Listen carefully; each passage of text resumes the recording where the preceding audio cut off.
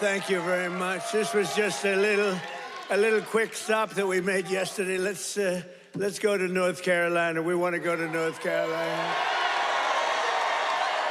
And what a crowd. Thank you very much. We appreciate it. There'll never be anything like this. You know, you say, let's go to North Carolina. We get this great crowd. Outside, you have people. It's crazy. We're having a great time. And you know, these ladies right here, they've been to, I think, over 200 rallies, but I'm not going to say it. And this time I made it easy because they come from North Carolina. They didn't have to travel. Today they traveled about a half an hour, right? Isn't that nice? Instead of traveling all over the country. They're unbelievable. And you look better than you've ever looked, and I'm not allowed to say that. You know, if you say a woman looks beautiful, which you do, it's the end of your political career. But I don't care. You look beautiful. Well, I'm thrilled to be back in this incredible state with so many proud, hardworking American patriots, which is what you are. And let me begin by wishing each and every one of you a very Merry Christmas. Remember, they didn't want to say Merry Christmas when I first started. 2016, we don't want to say Merry Christmas. I said, no, we're going to bring back Christmas. And they don't say that anymore. They don't want to say it, but they don't talk about it anymore because they got shellacked. We're here tonight to celebrate 11 incredible months. It's been the most successful first year of any president in the history of our country. It's true. It has been, isn't that a big statement? But it's a statement that you read all over the place. I mean, who could have done better? I don't think anybody could have done better than us, not me, than us. We're in this together.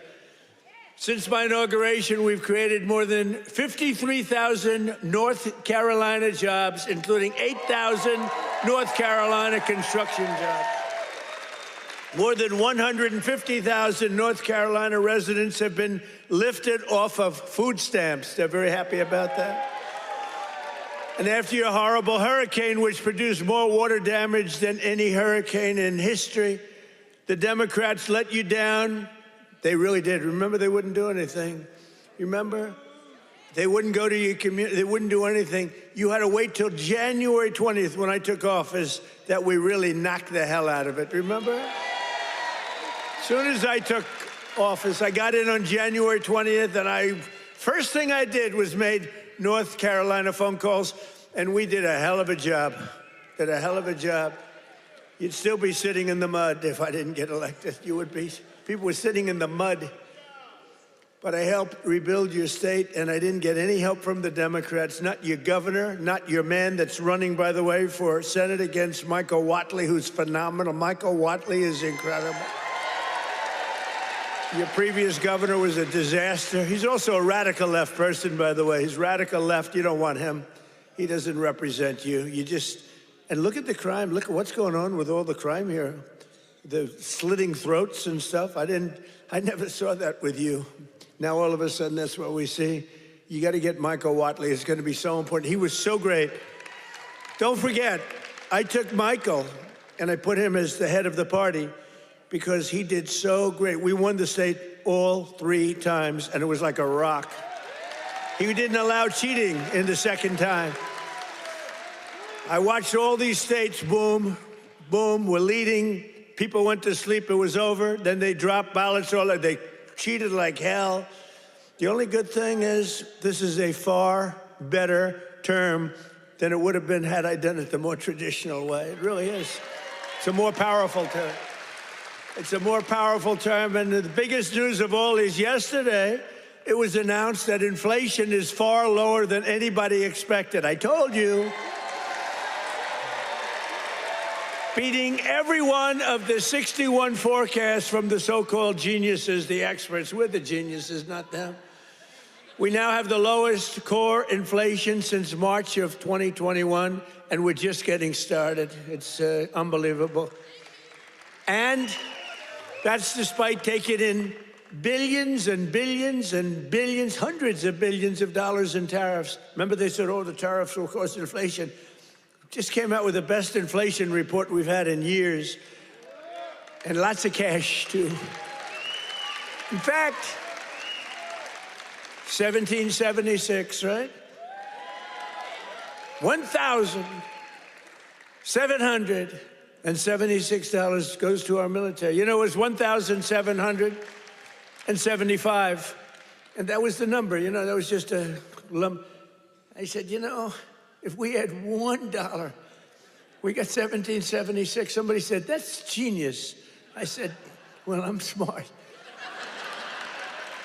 I said, for $1, and I'll get these ladies who are loaded with money to pay for it from North Carolina. Their husbands can write a check in 2 seconds, take care of it. No, think of it, for $1 more. They said, I can't believe we didn't think of that. Only hours ago, I left a meeting at the White House where we cut the cost of prescription drugs by 300, 400, 500, and even 600%. And I'm doing what no politician of either party has ever done before, standing up to the special interests and demanding lower prices for the American people. This is what we're doing. You know, it's called favored nations. And nations all over the world were screwing us. We would have prices that were 10 times higher than the prices they were charging in London and in Paris and all over the world. We had the highest prices for drugs because we had politicians that wouldn't. I did it in the beginning, at the first, but then we had a thing called, you know what happened, COVID? And it was sort of hard to go after France and Italy, say, listen, on top of all your COVID all over the place with everyone dying, we want you to pay a lot of money for drugs. You can't do it.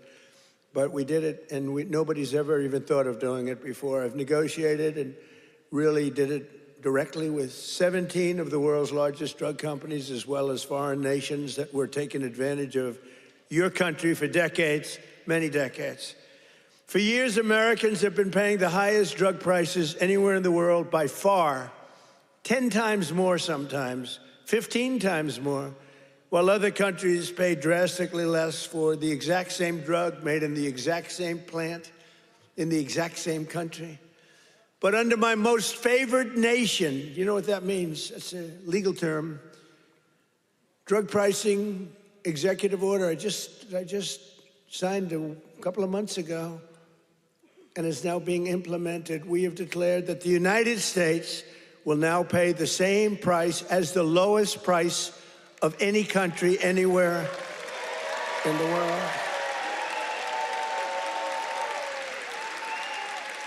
And we should honestly, this is the biggest thing to happen in medicine, I think, since the founding of our country. You know, I don't mind. They actually have a great location. You know, we've had people that look so good behind me that some of them went to Hollywood and actually did very well, you know? See, they may have a better location, but nobody's going to Hollywood. They can only see the back of your head. Look at all the television. Look at all those cameras. It's crazy. But we did something nobody's ever done before. Nobody's tried. Nobody thought they could do it. Don't forget, the drug companies turned out to really do the right thing. They really did. And they were there at the White House today. You saw some of the biggest companies in the world were there. The rest of them are coming next week. But the big problem was foreign countries. They would have to take their drug and raise it from $10 to $20 to $30, maybe to $100, maybe 10 times more. But it really doesn't work that way because the world is a bigger place than the U.S. And so you're not going to have to raise it that much, but you have to raise it. And they always said for 50 years, they say, let the United States pay. And for 50 years, the United States got screwed because we're paying so much more. Drug that was selling for $10 in London sells for $130. That's 13 times more in New York. 13 times more, so $10 in London, $130 in New York. And now that drug will go up for the other country from $10 to only $20 or maybe $30, and it will come down from the United States of America to $20 from $130. Think of that. Think of that. That's the biggest price reduction. When you talk about cutting prices, cutting costs, and cutting prices, you talk about affordability. You know, the Democrats, they're the ones that got us into the mess. They're the ones that caused the high prices. And then they come out and they look at those fake news people back there. They go, this election's about affordability. They go, let's talk about it. No, I'd rather not talk about it, because they can't. They're the ones that caused the highest inflation in the history of our country, which led to the highest prices in the history of our country. I inherited the mess. I got the prices down, and they're going down still further. Look at gasoline. A lot of areas now in our country, $1.99 a gallon. Right? It cost these ladies from these beautiful friends of mine from North Carolina, it cost them like 1/3 to get here than it would have cost under Sleepy Joe Biden. Right? If you drive, this time you can drive. It's the first time you didn't have to take an airplane. But we had 9 blockbuster agreements. We had 9 of them with the big drug companies just today. The rest are coming over the next couple of weeks. But the first dramatic drug discounts will be available to all Americans starting on January at a thing called TrumpRx.gov. TrumpRx.gov.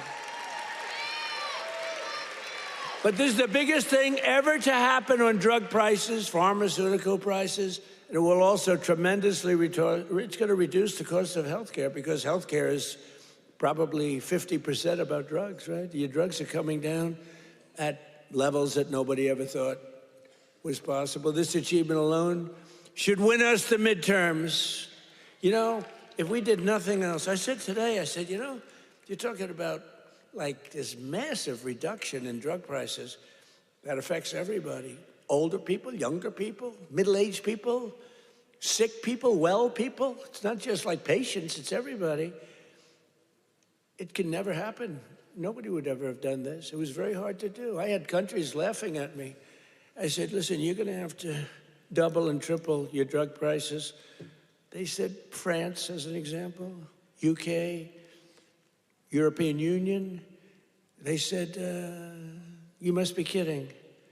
They've had low prices for years. The drug companies would go, could you pay more? No, charge the United. They wanted the drug companies, in all fairness, to charge the United States of America.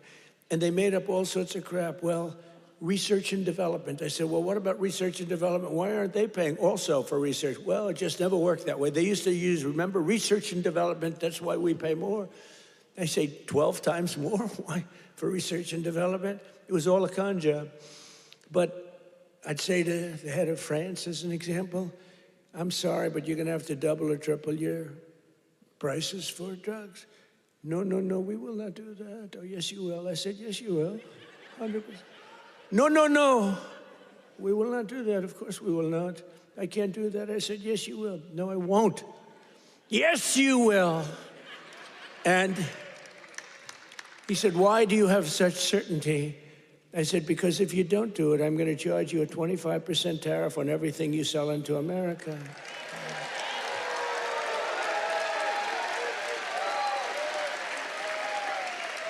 And I said, because that was really the sticking point. They just would do it. They told the drug companies for years, we're not doing it. We're keeping that pill at $10. We're not going to raise it. And the drug companies said, well, you know, it's unfair. I mean, they're paying 10 times more, sometimes 15 times more. That's okay, let them pay more. We're not paying more than the prices were stuck for years. And no president did anything about it. Sleepy Joe Biden didn't know he was alive. The last thing he cared about was this. He didn't care about anything. Just wanted to make it through. But they cheated. Look, he was surrounded by radical left. Hey, did you see on Mar-a-Lago, did you see how corrupt that was now? It's all come out. Wow, it's all come out. Some life. It's all come out. They were totally corrupt, radical left lunatics. Not stupid people, by the way. He was, but the people that really ran the country and that really ran the auto pen, they were not stupid. But think about what we've done. Under the Trump administration, America will not be ripped off any longer. So can you imagine these countries? And when I told you the example before, from $10 to $20, that doesn't sound like much, but it's a doubling of the price. That's a doubling of the price. And if it went to 30 or 35 or 40, that's still a doubling, tripling, or quadrupling of the price. But I said, at 25% tariff, it's much more money than what you're talking about. So they would say to me, all countries, obviously they said no at the beginning, and they would have told a normal president no, and that would have been the end of the conversation. So they said no to me, and I said, no, you'll do it, 100%. And they said, what's wrong with this? 100%. I said, 100% that you're going to do it. The one asked me, why are you so certain? Why would you say that I would quadruple the price of drugs in France or someplace? I said, because if you don't, we're going to charge you a 25% tariff. That tariff is worth 5 times more money than you're talking about. And there was dead silence on the phone. And then when the gentleman, Emmanuel, is a wonderful guy, when he spoke, he said, you have a deal. Have a deal.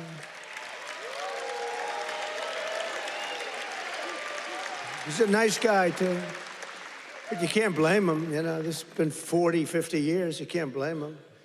But it was the same conversation with everybody. No, we can't do that. No, I cannot double the price of my drugs. I said, no, maybe triple or quadruple. But it's still much lower than we were paying. We were paying a number that was crazy, 13, 14 times more. As president, I'm also taking in the gigantic health insurance companies that have gotten rich on billions of dollars of government subsidies. And I want the money to go directly to the people. I want the money to be paid directly to the people so that they can buy their own health insurance, which will give far better benefits at much lower cost. By the way, what I told you about buying the drugs at this massive dollar discount, it's like from where it is, that's going to have a huge impact on the cost of health care. The current Unaffordable Care Act, commonly known as Barack Hussein Obamacare, was created to make insurance companies rich. It was bad health care at much too high a cost. And you see now that the steep increase in premiums, it's being demanded by the Democrats. It was never any good, Obamacare. It was done for the benefit of insurance companies, which totally control the Democrats. That's why you could have a strike on January 30th. You could have another shutdown because the Democrats are totally in the hands of, they're totally controlled by the insurance companies, big wealthy companies. Again, I want the money to go directly to the people so you can buy your own health care, and you'll get much better health care at a much lower price.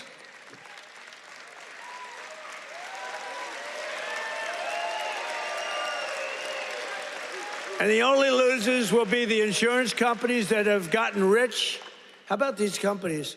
Some of them have gone up 1,400%, their stock prices. One, I think, went up 1,700%. How many people have ever bought a stock that went up 1,700%? And think of it. They've taken in billions and billions of dollars, and the Democrat Party is also just, look, I don't know what they're going to do, because I don't know how anybody beats us when we say that we want the money to go to the people so you can buy your own health care. How can it ever be better than that? I wanted to do that at the beginning in 2016, but the politicians told me, sir, don't worry. I was a little bit inexperienced. I've never done this before. Now I'm quite experienced. I've seen things that nobody would have thought possible. But I said, why do we have this crazy Obamacare, or as we call it, the unaffordable? Isn't that a great name, the Affordable Care Act? I call it the Unaffordable Care Act. I should get credit. That's a good one. What's better, that or fake news? That or Pocahontas? That? I can't use the names that I used on the Republicans to gain access to the election, but we had some good names, didn't we? But I think the Unaffordable Care Act is pretty good. The UCA, right? They keep talking about the ACA. Think of that. Instead of the ACA, we call it the UCA. The UCA They say, what is that? The Unaffordable Care Act? It is unaffordable. But it was always no good. But now it's really gone. And with time, it gets worse. Now it's going to be hit big. Remember, I didn't do this. This is Obamacare. This is Obamacare. This isn't Trump. But you don't need it because let the money not go to the insurance companies. The problem is the Democrats will shut down the government because they are totally beholden. I don't love that word, but they're beholden, they're beholden to the insurance companies. So I don't know what they can do about it, but they'll probably close down the government. It's so simple. The money should go to the people. The people should then take all of this money and buy the best health care there is. And there'll be a lot of money left over. Right?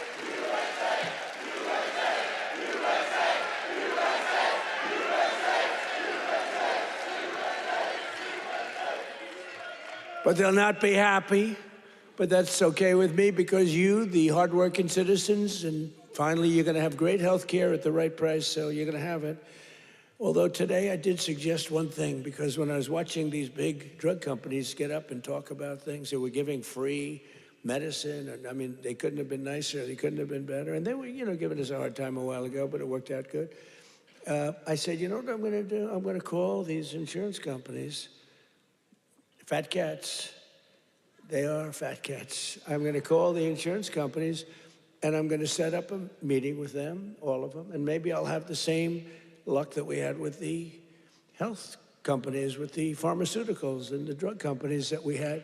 So rather than just saying we're not going to deal, maybe they'll give us a deal, like cut the price by 50%, and maybe then it starts to make sense. So I'm going to meet with them. Who knows? Who knows?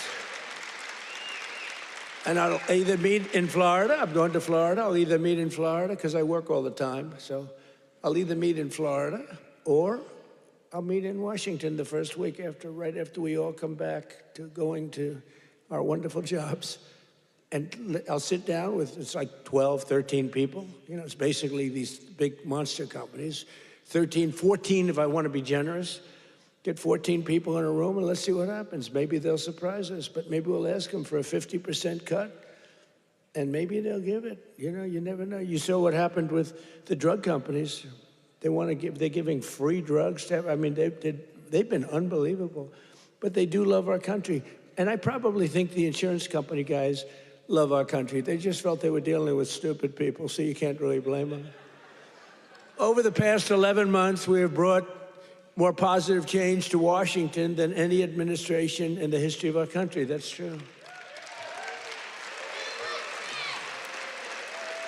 And there's never been anything like it. When I took office last January, I inherited a mess, and very simply, I am fixing it. Joe Biden gave us the worst inflation in the history of our country. A lot of people say, the fake news says, it's not the worst in history. It's the worst in 48 years. Oh, okay, sorry. No, they do. They say 48 years is okay. But when I say history, they go crazy. That's when I let them win. I say, I'm sorry, apologize. I like that hat, 47.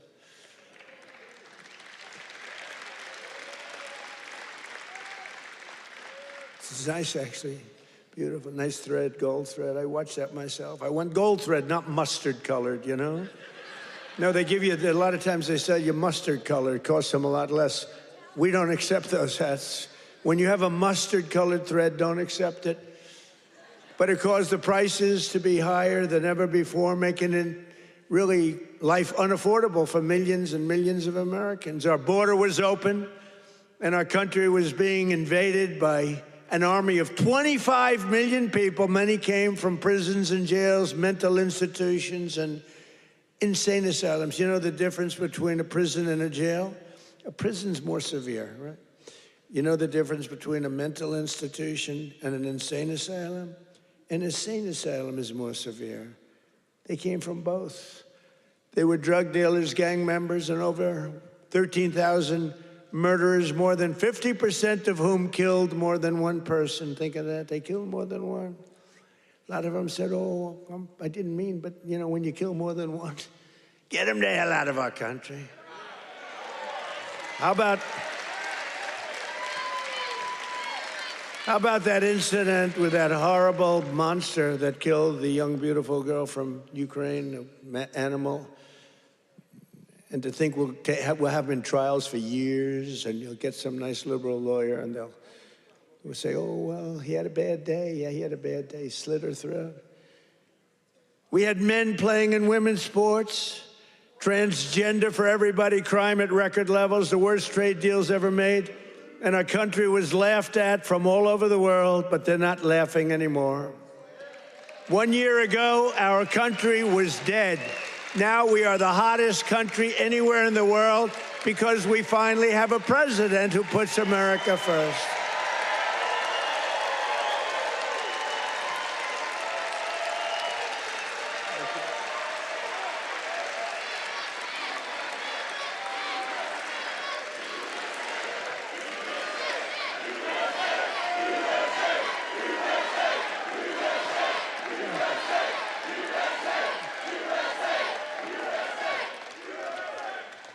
The last administration and their allies in Congress looted our Treasury for trillions of dollars, driving up prices on everything at unprecedented levels. How about the new thing in Minnesota with the Somalians? They stole, now it came out, the great U.S. attorney up there, they came out, think of this, $9 billion, and they think that's just the beginning. They stole, think of it. In their country, they live on nothing. They have nothing. They come here and they steal $9 billion. Are we stupid? I mean, how do we allow that to happen? Ilhan Omar should be sent out of our country. She should not be allowed to be a congresswoman.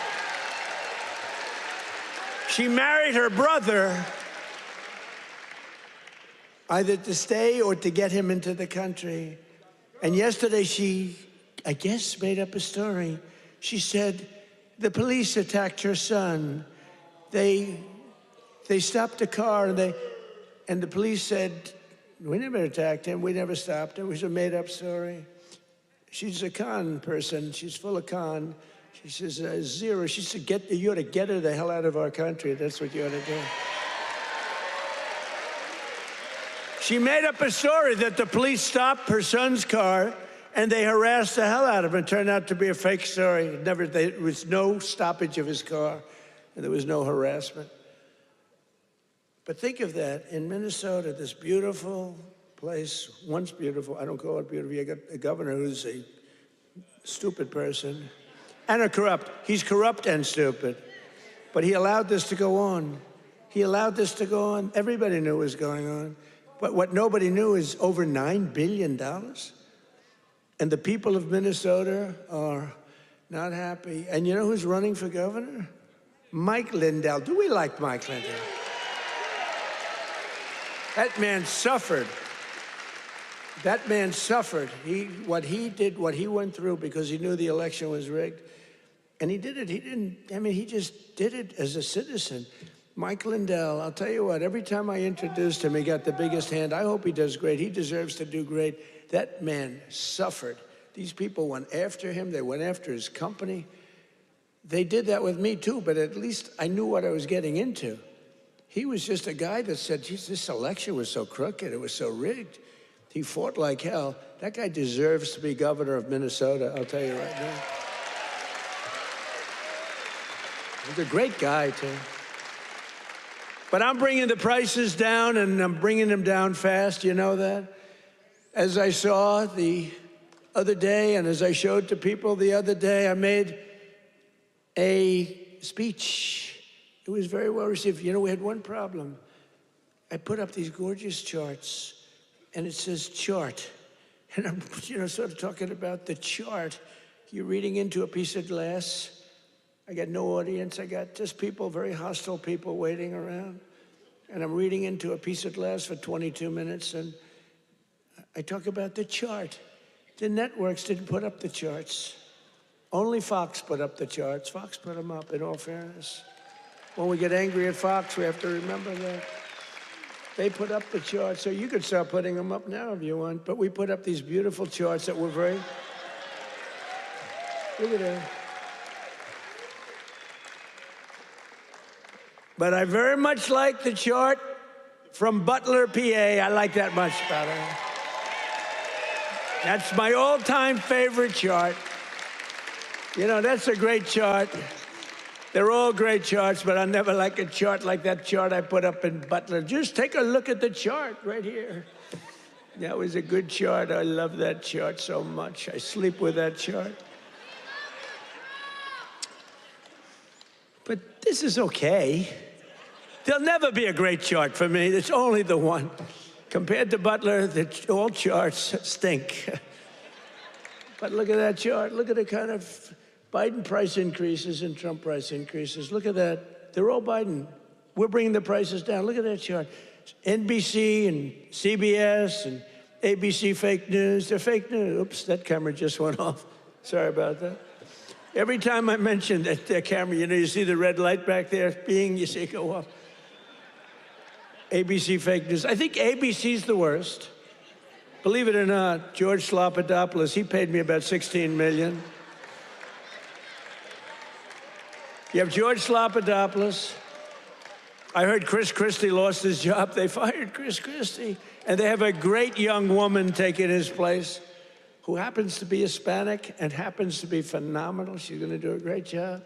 But they fired Chris Christie. I guess, you know why? He wanted to eat all the time. No, they fired him.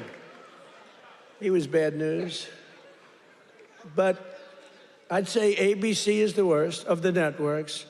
I would then say NBC is horrible. I mean, just horrible. They had this guy on, this fake guy, the fake senator. I call him the fake senator from a place called Georgia, right? And he was talking about all the, you know, things. He says he's a church leader.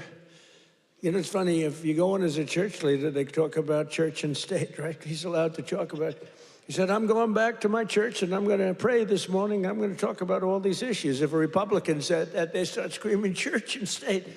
They don't scream. But NBC's really bad. And CBS, I mean, I love the new owners of CBS. Something happens to them, though.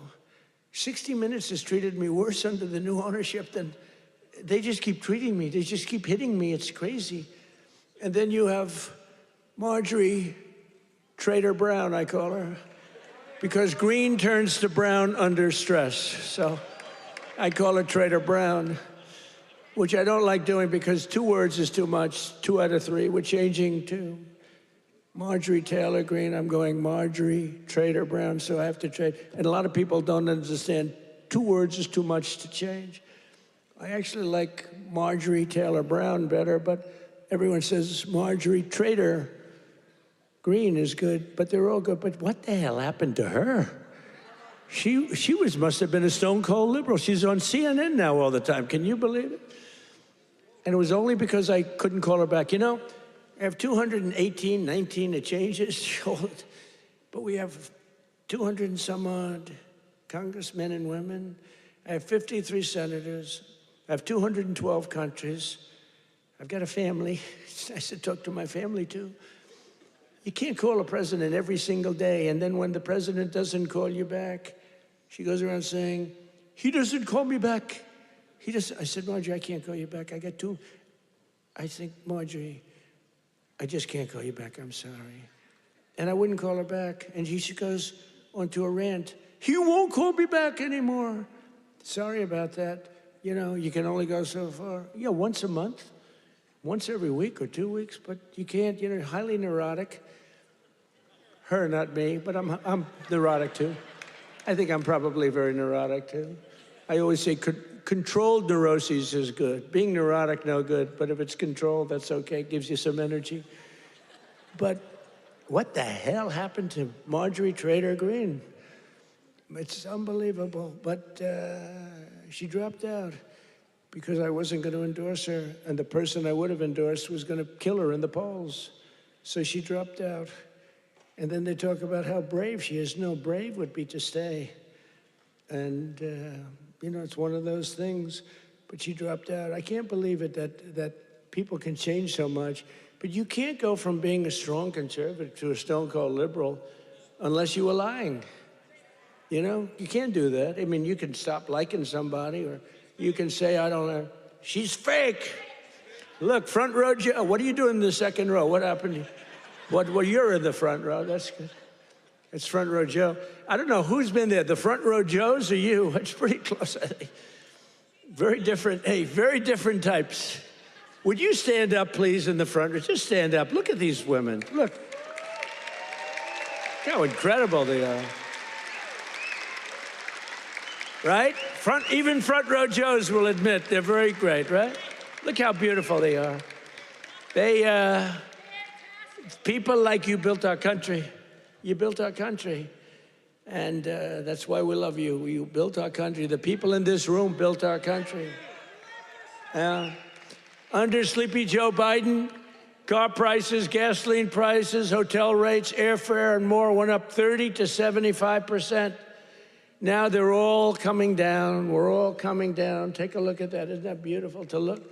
The same is true with groceries. The price of a Thanksgiving turkey was down by 33% compared to Sleepy Joe's high-priced era. Don't forget, when you have the highest inflation in history and or 48 years, do we think and look, in terms of a speech, I think 48 years is the equivalent of history. Do we agree? Can we say? Because they had a piece on me today in one of these fake newspapers, which are all dying. They're all going bankrupt, thank God. But they're the worst. That I misrepresented by saying history. It's actually 48 years. And I said, you know, that's not a bad misrepresentation, I don't think. The price of eggs is down 82% since March.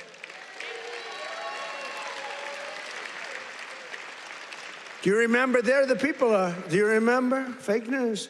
Do you remember when I just got elected? It was a big thing. We won every swing state. We won the popular vote.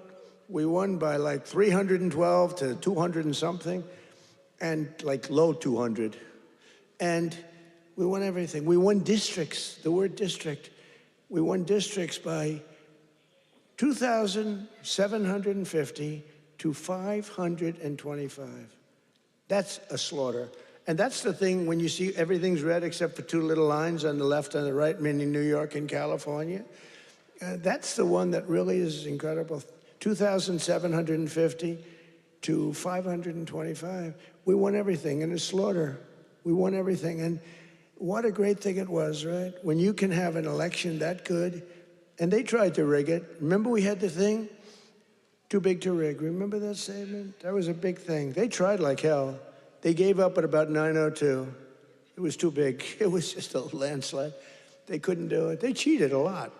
But we made it too big to rig, and I appreciate you getting it. I said, the polls had us up, pretty way up. And a lot of times when that happens, you'll say, let's go out and watch a movie, and we'll come back and watch the president win. No, I said, don't watch a movie. Go out and vote. But it was too big, so it came back. What an evening. That was, what was better, 2016 or 2024? Tell me.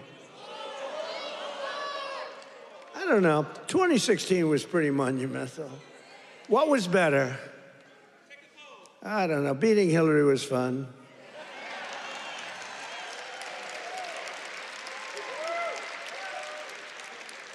Well, Hillary has a much higher IQ than Kamala. I would say, I think Hillary has probably 50 or 60 points higher. Now, Hillary was smart. She was nasty. Whew, I wouldn't want to go home to her. She was nasty. Remember, she was a nasty person. I was going to use a B word. I said, my wife would not be happy. My wife always says, please, please don't use foul language. You know who else does? Franklin Graham. He says, President. He says, I love your speaking ability, President. You're a great speaker, although nobody says it. You know, I get these big crowds, but did you ever see the press do a story that I'm a great speaker? They say, oh, he looked tired. Oh, he's this, oh, he's that. Yeah, I mean, it's crazy. I get crowds, the biggest crowds in history of anything, not only of anything. They never say, he gave a great speech tonight. in front of 45,000 people. Look at the crowds that we get, are the biggest crowds ever. Before the election, we're getting 80, we had 117,000 people show up in New Jersey. It was a great speech. You know what they said? He looked tired. I looked tired. You can't be tired in front of 117,000 people. It's not possible. You got a lot of adrenaline. The adrenaline is pumping, right? But that's why they're fake news. That's why nobody listens to them anymore. But remember that we slashed the yearly cost of new mortgages by $3,000. Look at the mortgage chart. We slashed them. Look at that. Look at that. Oh, boy. Look at how much you made with me and lost with that sleepy guy. But everything now is falling, and the only things that are going up are your salaries, the stock market, and your 401ks. They're going up. Do you remember when I first won in 2024, and I was at my first conference? I'm 2 days in. You know, we're recovering from all the hoopla. 2 days in. In fact, I took a day off. They said, something's wrong with the president. I said, I just got here. There's nothing wrong with me. Something's wrong. You took a day off. What's wrong with the president, right? Every time. Do you remember when I had 28 news conferences in a row over 28 days? Sometimes I gave 2 or 3 in one day. And then I took my beautiful Kai, my beautiful granddaughter is a very good golfer. I took her to play golf one morning, and I was in the office very quickly. Something's wrong with the president. Do you remember the rumor was that I had passed away? Do you remember that? I won 28 days in a row. I took the kid to play golf. And we play very fast. She's good at, I'm a very good golfer. And we play very fast. We play in 2 hours. We're in, and I mean, I said, baby, I got to get out of here. I'm sorry, honey. Enjoy your day. Go hit balls or something. I got to get out of here. I got to go to work. And I got a call, a friend of mine. Oh, you're okay? And I said, yeah, what's wrong? I said, I'll be back in the Oval Office in 30 minutes. Oh, I said, what's wrong with this guy? Then I got another call. Oh, you're okay. They said that I had passed away. Do you remember that? First day in 28 days, these people are sick. That's why I've taken more physicals, because I think you have an obligation to, you know, report. And I hate when they put out false reports. So they put out a report that Donald Trump. So I took a lot of physicals. And I did something no other president's ever done. I took cognitive tests. Because I know that, and by the way, not easy. You get to those last questions, those last 10, 15 questions, nobody on that stand could answer probably any of them. And I got them, I aced them. And no other president's taken a cognitive. Could you imagine Sleepy Joe taking a cognitive test? I don't think he'd get the first, you know, the first question is like, what is this? And they show a lion, a giraffe, a fish, and a hippopotamus, right? And they say, which is the giraffe? So that's the only question. But what happens is it then gets harder. I don't think Joe would have gotten the first question right. He would say hippo. I want the hippo. But anyway, I've taken now 3 cognitive tests. I've aced every single one of them. And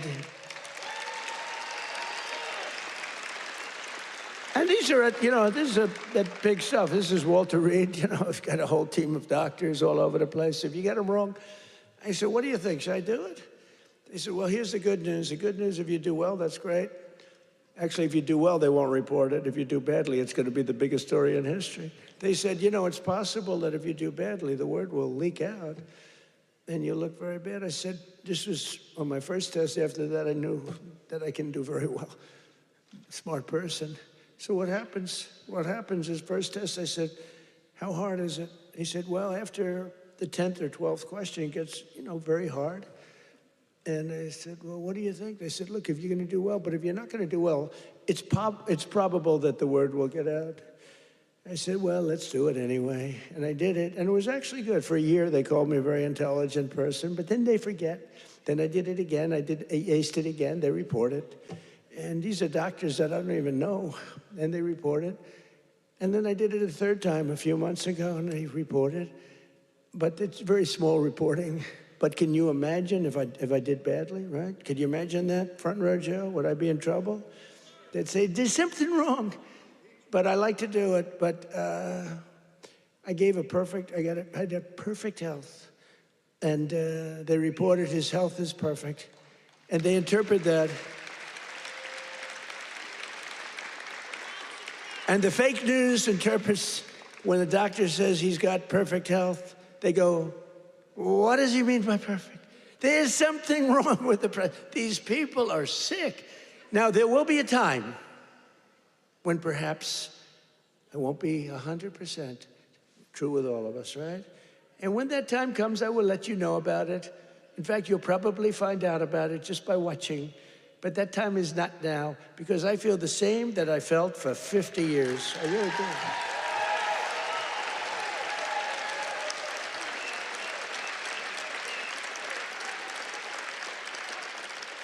But we have I think we have an obligation to, at least report your health. But I will tell you, to me, because of what happened for 4 years, I really think having a cognitive test for presidents to take a cognitive test is very important. I think it's very important. I'm hearing that they say it's, not with Biden, they said it was not constitutional. That was the least of his problems. But I think it's very important that a president or people running for president and vice president take a cognitive test. I mean, I think it's a very important thing. I don't know. They say you shouldn't do that, it's unjust, it's not constitutional. They say all these things, but I really believe that. Under Trump, wages are rising much faster than inflation for the first time in many years. Think of that. Wages are rising faster than inflation. That's what it's all about, right? And we're delivering lower prices and bigger paychecks. And the wage chart that you see up there is incredible. That NBC didn't put up and the networks didn't put up. There are more people working today than at any time in American history. And very importantly, while tens of thousands of new jobs under Biden were government jobs, they were government jobs. I could do that right now. You saw it today, we had 4.5% inflation. That's because I'm letting go of tremendous numbers of government workers. We're replacing them. In fact, we've reduced the federal workforce by 270,000 jobs. That's not to be mean. That's to get them off. And they are getting jobs in the private sector, and we're helping them to get jobs. But if you have all government jobs, we're going to be, a country that we don't want to mention names because we don't want to insult, but we're going to be a country that cannot be great. 100% just came out, 100% of all jobs created since I took office have been in the private sector. The only way to make our country great. Think of that. Think of that. 100% of the jobs created are in the private sector. Now, if I want to make some good numbers, I'll add 300,000 jobs. I can do it with one phone call. Each agency hire 25,000 people today. They hire them immediately. They pour in, and the 4.5% would be down to 2.5% in a matter of moments. I could get it down to zero. Hire a couple of million workers, please. Oh, the country's booming. We're down at zero, but that's the destruction of a country. That's what Biden used to do. They used to hire 10 people for one job. They'd have 10 people, would look at a job and would say one person can do the job, but let's give it a break. Let's do two and they'd have 9 people for one job. And that's really tantamount to a failed country. In 4 years, the last administration secured less than $1 trillion in new investments in our country. Think of that, 4 years, less than one. 4 years, the whole term, less than $1 trillion. In 10 months, I have secured a record-breaking $18 trillion more. They gave us doom and gloom, and I'm building the Trump economic boom. It's a boom. It's a boom. These factories, auto plants, AI plants, We've never had anything like it. I ended the radical left's war on American energy, terminated the Green New scam, and signed an order to drill, baby, drill. We're drilling. You see where gasoline's coming down? Gasoline is now substantially lower than $2.50 a gallon, and many, many places now are under $2 a gallon for gasoline. And within the next 12 months, we will have opened 1,600 new electrical generating plants. That's a record all time. Because, you know, we need tremendous amounts of electricity for AI and for all these plants. Electricity prices will fall very dramatically when these plants are open. To protect North Carolina workers, we imposed 25% tariffs on foreign automobiles, 50% tariffs on foreign steel, and I approved 25%, 30%, and 50% tariffs to save North Carolina's cherished furniture industry, which has been decimated by China. You know, I used to come here a lot for one reason. I'd build hotels, and I'd build different buildings, and I'd come here to your furniture area. I used to love it. Those people were so talented. I'd buy so much furniture, and that was before politics. I did great. I was very good at real estate, I would tell you. But I used to come to North Carolina to buy furniture for lobbies or furniture for hotels, and I was here a lot. I mean, you've been decimated, but it's coming back now because I put tariffs on, big tariffs, actually. But I remember I'd say to a guy, I like that chair. You don't realize what I did. I would look at a chair. The arm of a chair was very important to me. I said, I like that chair, but this arm has to be a different shape. And you got to chisel that. I'm a very aesthetic person, believe me. Except with women. I don't care what a woman looks like. I used to say beautiful. Now I don't care. Since politics, I never mention looks anymore. The most beautiful woman can walk right across. I don't even look at her anymore. Because in politics, that's the sign of death. We don't look. But I do look at the arm of a chair, and I'd say to your artists, they were artists. They were artisans, you know? I'd say, no, can you give a different curve? Can you do a little more carving at the end? They would, right in front of me, bing, bing, bing, bing, bing, bing. They were like geniuses. You lost the business. It went to China and other places, but mostly to China. Because they never put tariffs on, just like they didn't put them on chips, just like they didn't put them on cars. You lost 58% of your car industry. By the way, it's all coming back. Some of it's coming back here. It's all coming back. Because to bring a car into our country is costing 25 to 50% tariffs now, and they can't do it. They can't compete.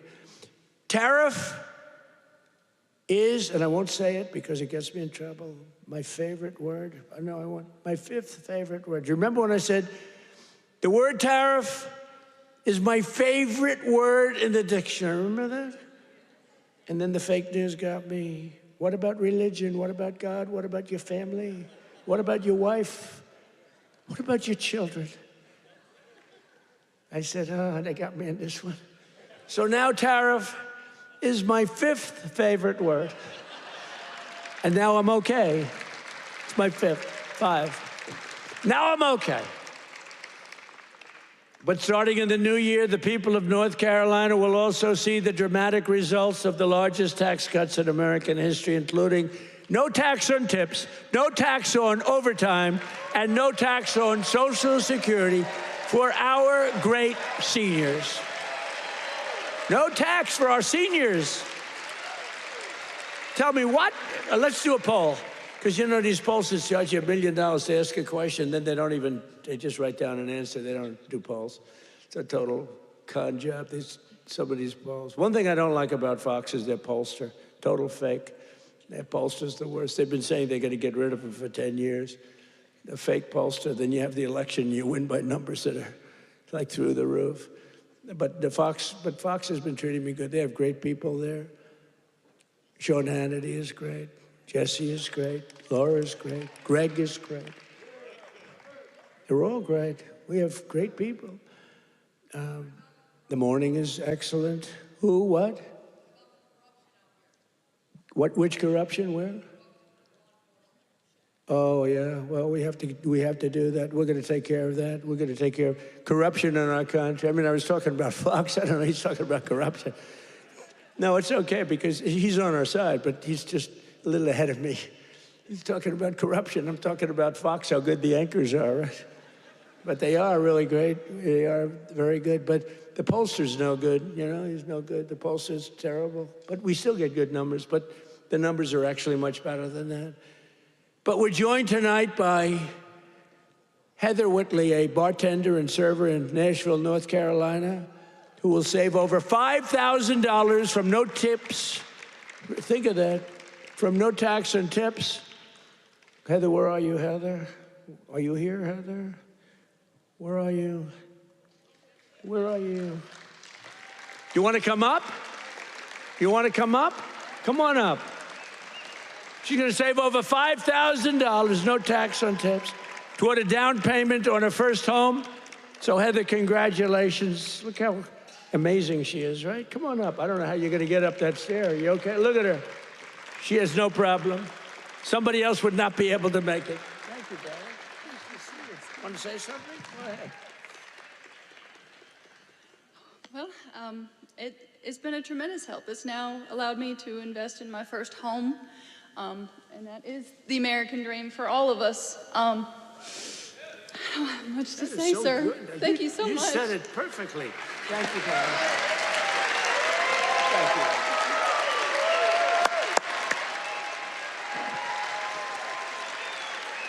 Heather, you don't realize you said that so perfectly, because that's what it is. You're going to get a home, and you're going to be happy as can be, and you are a great person. Thank you very much. You couldn't have been better. Thank you, darling. Also with us is Austin Harding, a police officer, highly respected, a loving father from Monroe. Austin and his wife are raising a son with autism. A beautiful son, beautiful, beautiful person, and are passionate supporters of MAHA, and they love Robert F. Kennedy Jr., so do I. And with no, thank you, Austin, and with no tax on overtime, Austin will have thousands of dollars, many thousands of dollars more to help care for his wonderful son. Last but not least, we have Carolyn and Charles Thurston, who run a successful small business providing care to senior citizens. That's great. Not only did we make their small business tax deduction permanent, helping them to expand, but under no tax on overtime, their employees will have much higher take-home pay, and that makes their job a lot easier. So, Carolyn and Charles, please stand wherever you may be. Oh, that's great. Thank you. So it's going good? Going good? Good-looking couple. Thank you very much. Another key part of our tax cuts is known as Trump accounts. You hear about that? You put money in, and they are knocking them dead. It's great. It's Michael Dell Computer. He put up $6.25 billion. How do you like that? He started with no money, and now he puts $6 billion plus into the first accounts. I mean, think of that, $6 billion. It's, to be exact, $6.25 billion. Even the second part is a lot. And we've had a lot of great Wall Street titans and a lot of great real estate titans. They're all putting money in Trump accounts. It's for kids. They get a certain age and they're going to have money. It's going to double and triple, hopefully. It'll do well. Under this new program, the federal government will be creating an investment savings account for every single newborn American child with $1,000 to be invested and grow over the course of their life. So they'll reach 21 years and, you know, they could be very good. They will consider themselves rich. I mean, it's a lot of money, actually. Friends, family, employers, and loved ones will be able to add thousands more each year, like a trust fund for every American child. It's something that people have wanted to do, but honestly, I give Mr. and Mrs. Michael Dell, go out and buy a computer from Dell, because I'll tell you what, they love the country. Great people. Every single Democrat in Congress voted against these incredible benefits. Every single Democrat said no. including a guy named Don Davis right here from this district. He voted against it. That's why you got to vote against him. Don Davis voted against no tax on overtime. He voted against no tax on tips. And he voted for the largest tax increase in American history. He wanted the largest tax, and he's your congressman. So I don't know if you know him. And honestly, I'm good at politics. I never even heard of this guy, so he hasn't made a big impact. But he voted yes on every single Biden disaster, including massive inflation, open borders, sanctuary cities, and the Green New Scam. Don Davis betrayed North Carolina. Don Davis did nothing about the flood. He did nothing about the hurricane. I did it all with your congressman and with a couple of Republicans from your state that put their lives on the line to make sure this got done. And we had to wait till January 20th. They wouldn't do a damn thing. The waters didn't recede. They were living in areas that didn't have water, and now they were surrounded by water. And by the way, Elon Musk, with his incredible, you would call it contraption of communication, incredible. I said, Elon, we need 500 of those. You couldn't get them because it's been very successful. He said, you'll have them tomorrow. Got to give him credit for that, you know. I have my little disagreements with him. I don't believe in the mandate where everybody has to have an electric vehicle within an hour. You know, I don't, but you got to give him credit. He really saved a lot of lives. Here tonight are some of the warriors who, unlike Don Davis, who's a disaster, vote against him, stood up for North Carolina, including Congressman Tim Moore and Brad Knott. Where are you guys? Hey, fellas, come up real fast. Come on up. Come on up. I'll tell you, these guys were, look at them, two handsome gentlemen, extremely different types. That's great. Say hello. Say a couple of words. Thank you, man. Thank you, President. Appreciate it.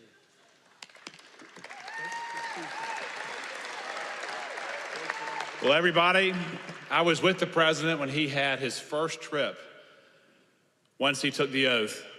And where did he come? North Carolina. As we gear up for the midterm cycle, where's the first state that President Trump has come? North Carolina. He knows what you know. It's the people that make this country great. It's not the government, it's not regulations, it's people just like you.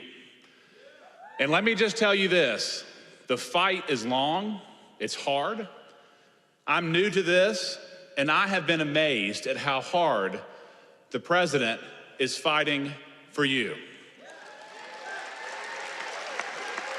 So let me say this simply and with my whole heart. Stay with us. We hear you, and we're going to keep fighting for you. Thank you so much.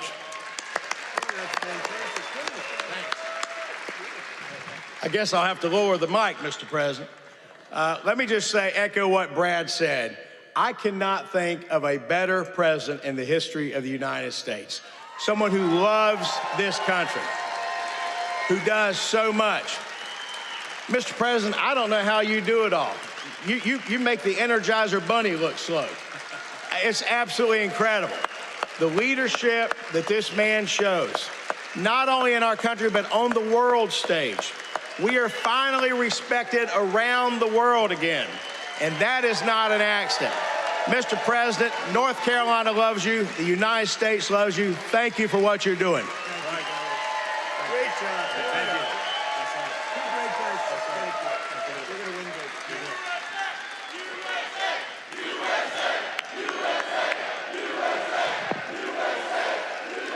big. Great job. That's a great job. Boy, oh boy. Well, they're going to win good, but you got to beat that other guy. Thanks also, I want to thank somebody very special. He's the Secretary of Labor, Lori Chavez DeRemer. Where's Laurie? Larry, thank you. What a job. What a job you've done. Our friend did me a big favor when he recommended you. I was recommended by a great guy, a great friend of mine, and a big fan of Laurie, and he said, I have somebody that would be great, and that was an understatement. You've been unbelievable. Thank you very much, Laurie. Appreciate it. And another one has been incredible, got a lot of energy. Director of Federal Housing Finance Agency. He's done a phenomenal job. Mr. Bill Pulte. Bill, thank you very much. Thank you, Bill. Also, State Senator Phil Berger. Phil, thank you. Great. And we have a lot of political people here. I would like to introduce them all. Will be here, but one we have to introduce, fellas, is Michael Whatley. And he was the head of the Republican Party.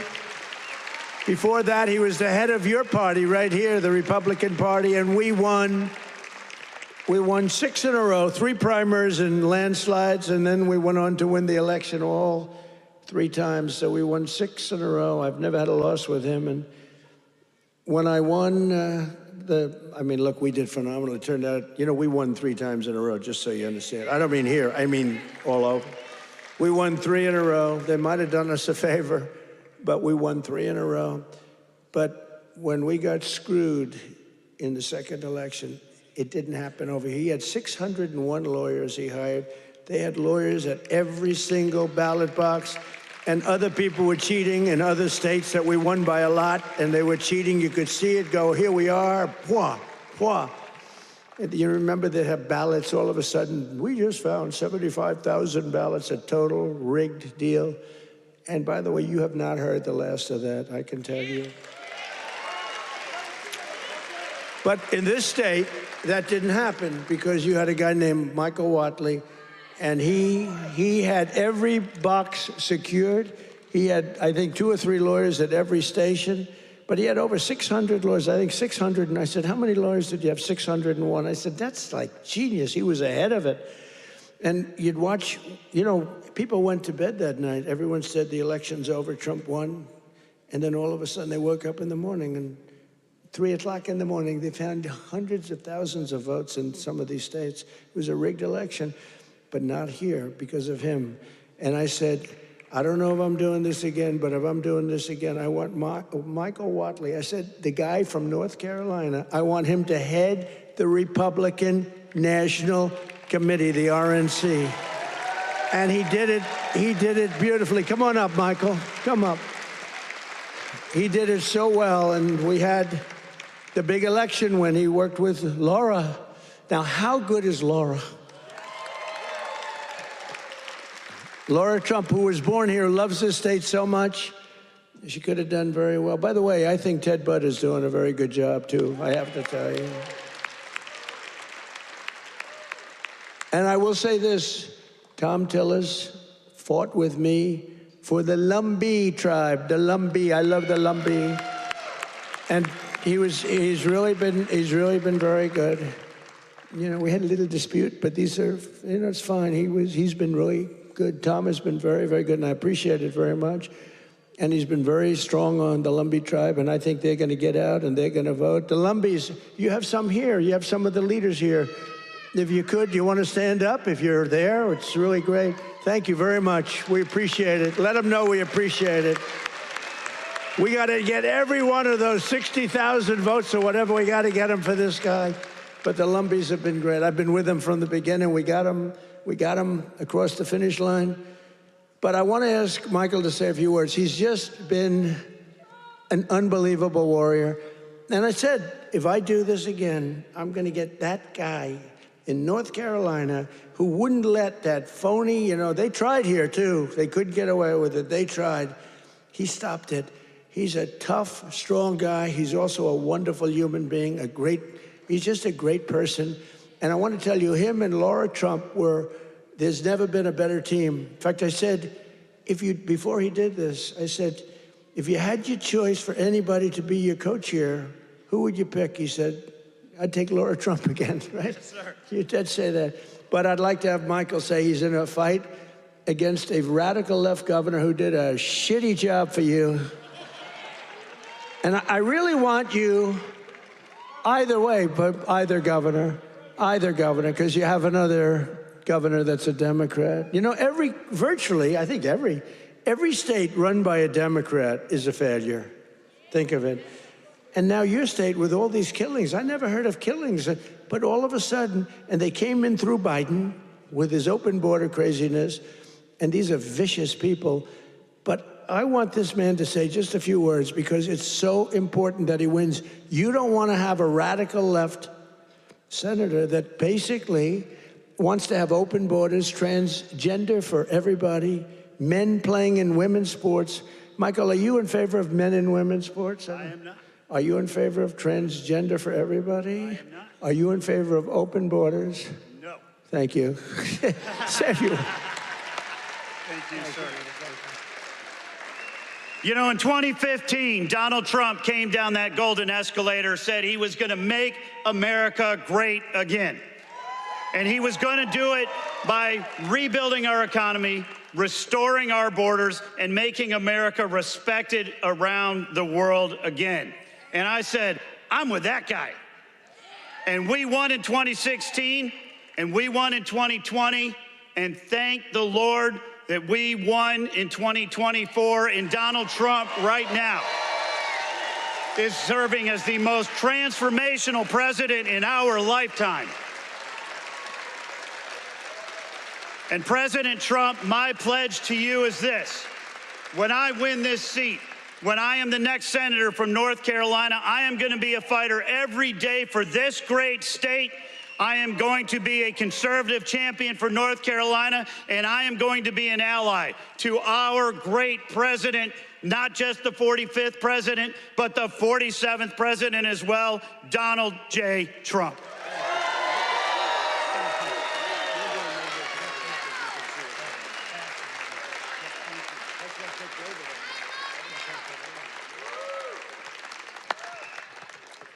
What a great guy he is. So get out and work for him. I hope you can get your group of about 70 women to go out and do it. We can get all the front rows, and we got to win. He's a good man, and he represents your values, that I can tell you. But I also want to express my condolences to the people of this state and to the loved ones of NASCAR legend Greg Biffle, who perished yesterday in a tragic plane crash with his family in Statesville.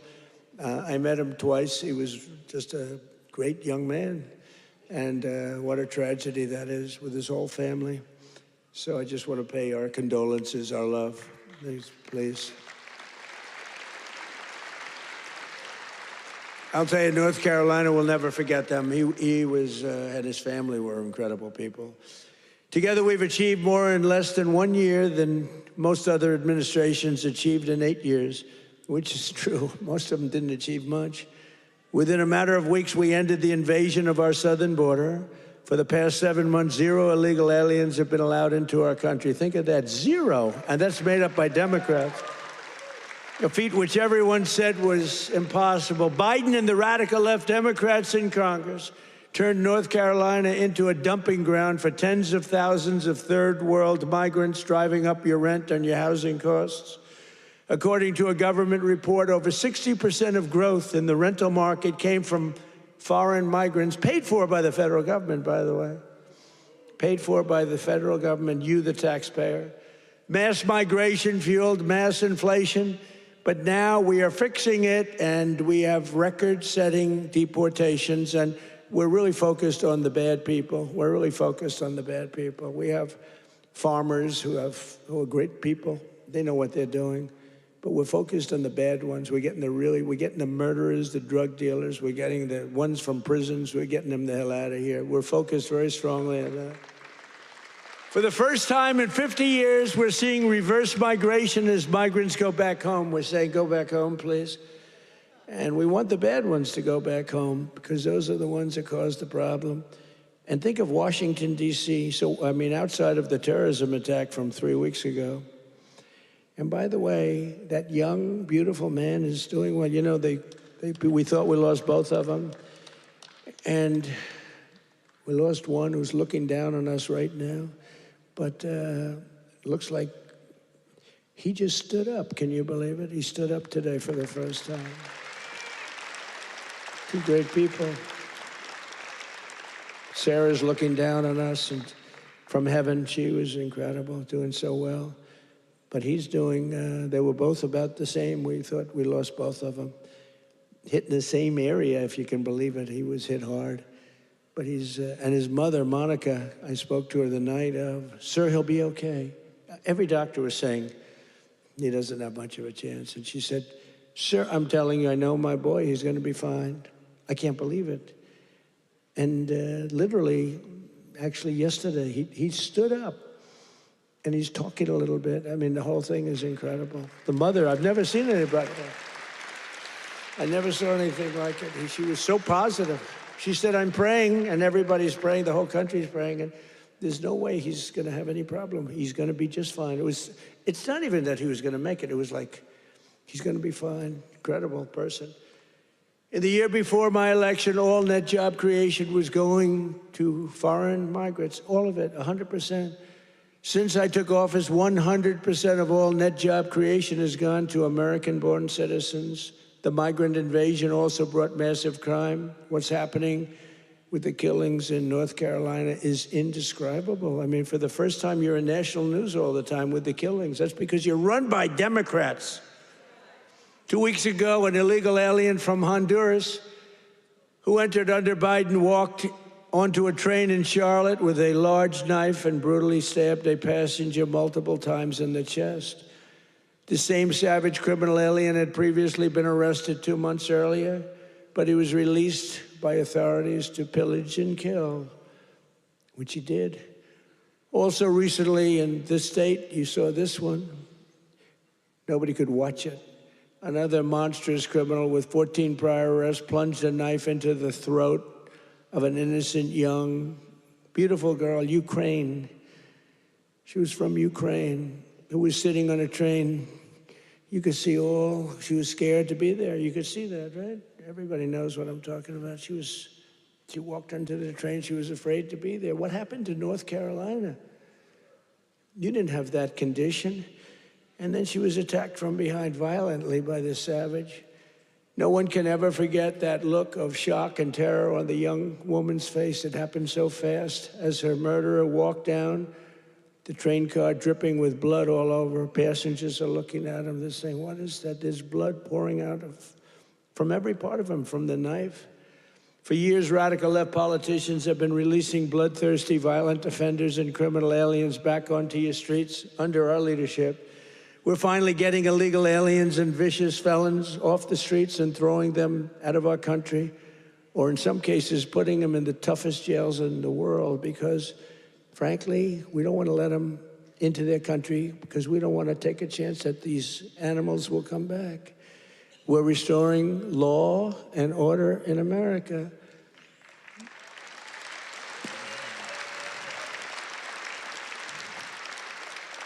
We just made a record investment in our military and gave every service member a warrior dividend of $1,776, $1,776. And I'm also pleased to announce that just 2 hours ago, we hit the ISIS thugs in Syria who were trying to regroup after their decimation by the Trump administration 5 years ago. We hit them hard. I ordered a massive strike on the terrorists that killed our 3 great patriots last week. 2 soldiers, 1 interpreter, all great people. And it was very successful. It was precision. We hit every site flawlessly, and we are restoring peace through strength. We're all over the world. I settled 8 wars in 10 months, destroyed the Iran nuclear threat, ended the war in Gaza, and got the release of hostages, both living and dead, and created peace in the Middle East. We have peace in the Middle East, first time in 3 years, peace in the Middle East. I cut federal funding for any school that pushes critical race theory or transgender insanity. And we completely banned the chemical and surgical mutilation of children.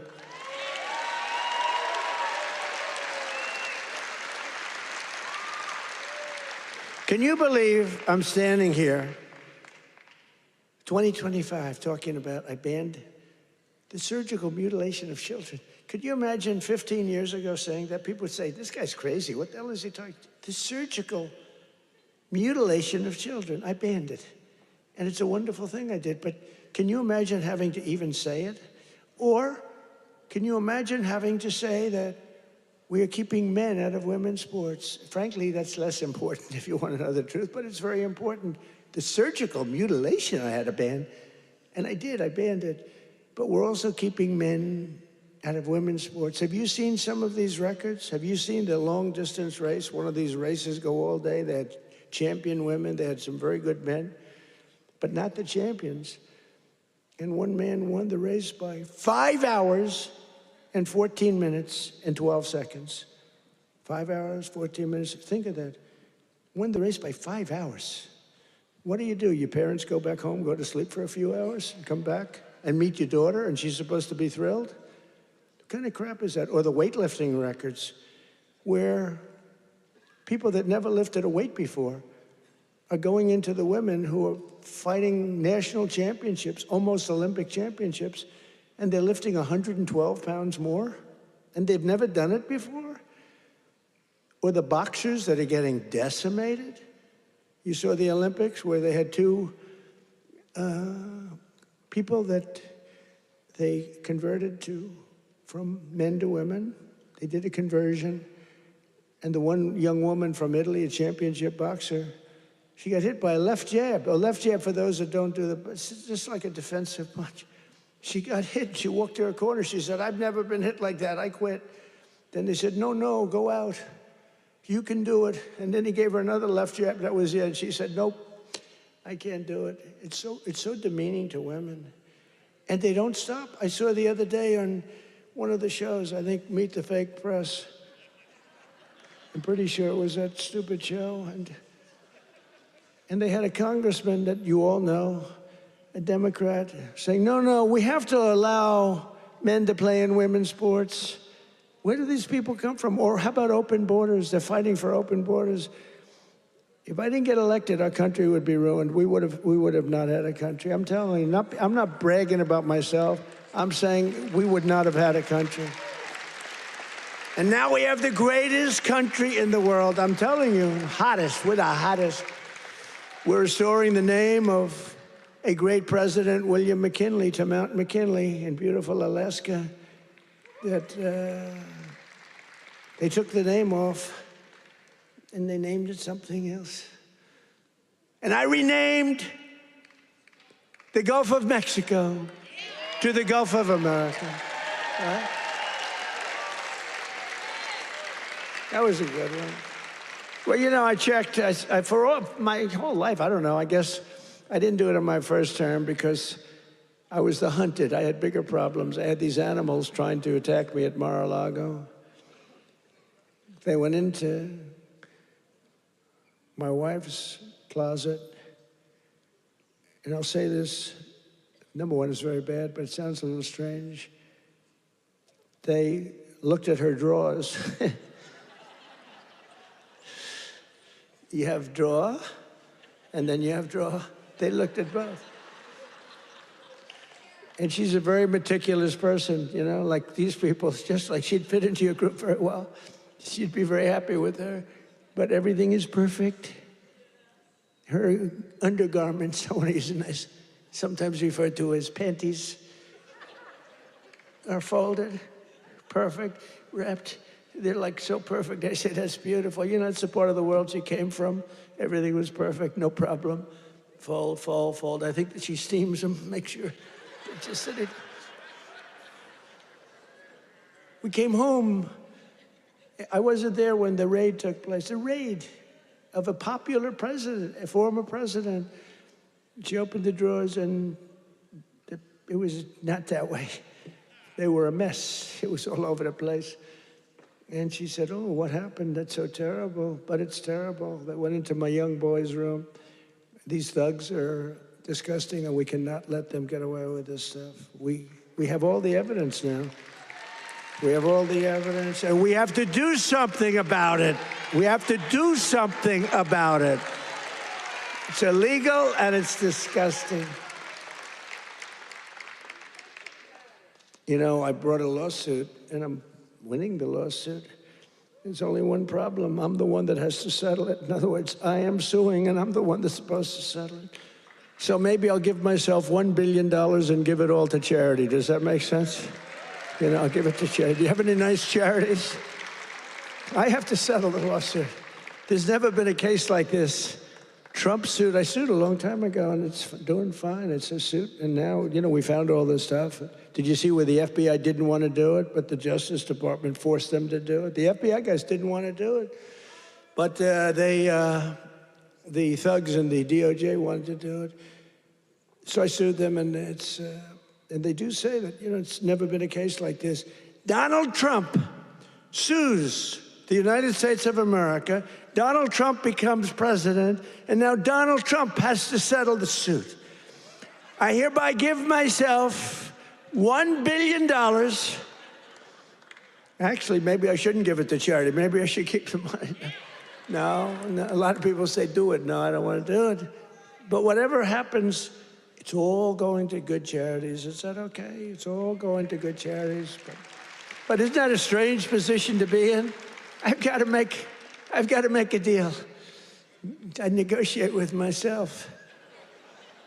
From the skyscrapers of Charlotte to the rolling hills of Asheville, from the sand dunes of Kitty Hawk to the streets of Chapel Hill, and from the factories of Hickory to the small towns and family farms across your beautiful countryside in North Carolina, we are bringing prosperity, opportunity, and pride surging back to your incredible home.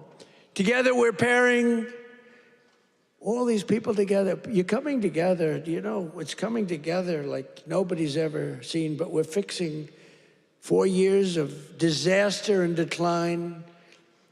The whole world was laughing at us for 4 years. They were laughing, taking advantage of us, friend and foe. And the friend was worse than the foe in many cases. On trade, they were worse. And we're beginning the greatest years in the history of our country. It's called the Golden Age of America. That's what's happening. We were a dead country. Now we're talking about the Golden Age of America. Think of it in 10 months. Think of that. So in conclusion, tonight, after just 11 months, our border is secure. Our spirit is restored. Inflation is stopped. Wages are up. Prices are down. Our nation is strong. And America is back. And every single day of this administration, we will keep on working for the hardworking citizens of America. We will fight, fight, fight. We will win, win, win. And with your help, we will make America powerful again. We will make America wealthy again. We will make America healthy again. We will make America strong again.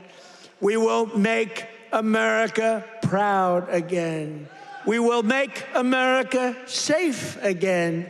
And we will make America great again. Thank you, North Carolina. God bless you all. And Merry Christmas.